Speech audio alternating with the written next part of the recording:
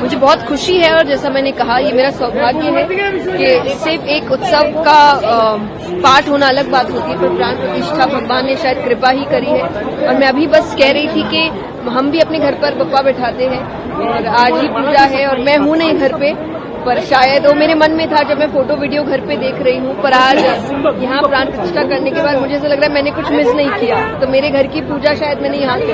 हर साल आपके लिए क्या नया होता है गणपति महोत्सव?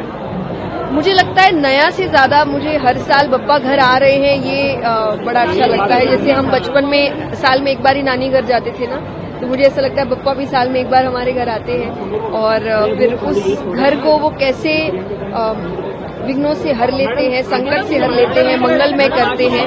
तो यही चीजें मुझे लगता है मुझे उत्साहित करती है हर साल कि जैसे ही 10 दिन पूरे होंगे फिर आपका मन आता है कि अब अगले साल वापस उत्सव कैसे आए।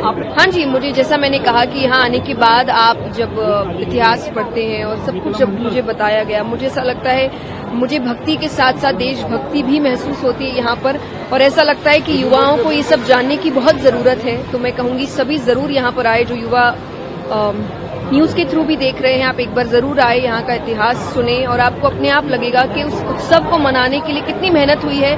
जिस उत्सव को हम बड़ा फॉर ग्रांटेड ले लेते हैं कि अरे हर साल तो आता है, पर इस उत्सव के लिए कितनी लड़ाई हुई है, कितने लोगों ने मेहनत की है, ये आपको यहाँ जानने को मिलता है। तो ये मुझे यहाँ बड़ा महसूस होता है। मैंने कल ही उनको इस चीज के लिए धन्यवाद किया है कि ये एक्चुअली हम सब सोचते हैं जो भी धार्मिक प्रवक्ता है कि जब आप धर्म में हैं, जब आप संस्कृति में हैं, तो उसको केवल उसी प्रकार रखा जाए। क्योंकि देखिए शुरुआत में तो हम बड़े ही प्रेम से भगवान के भजन चलाते हैं, पर वो जब तक डीजे रहता है उसके बाद मूर्ति रहती है और बाकी सब तरीके के गाने चल रहे होते हैं, तो मुझे भी बहुत अजीब लगता है। तो ये एक बहुत सुंदर परिवर्तन है और मुझे लगता है शायद ये सीख लेके हर किसी को करना चाहिए कि आप डीजे मुक्त पंडाल बनाएं। मैं हमेशा देखिए एक ही चीज मांगती हूँ कि मांगा है मैंने आपसे वरदान एक ही, तेरी कृपा बनी रहे जब तक है जिंदगी, बस इतना ही चाहिए मुझे। नहीं, उसके बारे में यही है कि मुझे लगता है कोई भी स्थिति है, कोई भी परिस्थिति है, हम अपनी सेना के साथ है, हम सेना की सपोर्ट में है और सेना जो कर रही है हमारे लिए कर रही है। तो मुझे लगता है इसे सौभाग्य वाली बात नहीं है, क्योंकि बड़ा आसान है ये कहना अपने घर पे बैठकर कि अरे हमें इसकी जरूरत नहीं है, हमें उसकी जरूरत नहीं है। उनसे पूछिए जो सरहद पे लड़ रहे हैं, तो मैं तो हमेशा उनके साथ खड़ी हूँ। अगर वो कोई फैसला लेते हैं तो वो सोच समझ के लेते हैं, हमसे ज्यादा समझदार है।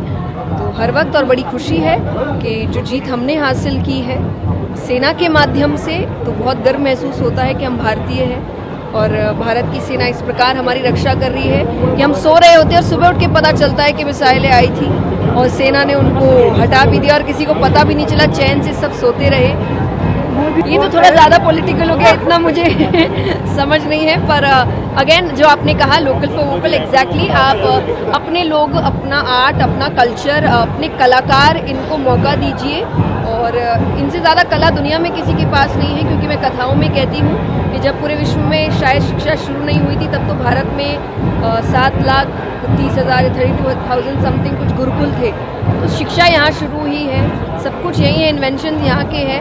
वो पैकेजिंग बदल के आपको आपकी चीज परोसी जा रही है, तो ना करें, अपनी कला, अपने कलाकार, इनको मौका दें और आप देखिए कि भारत वापस से सोने की चिड़िया बने।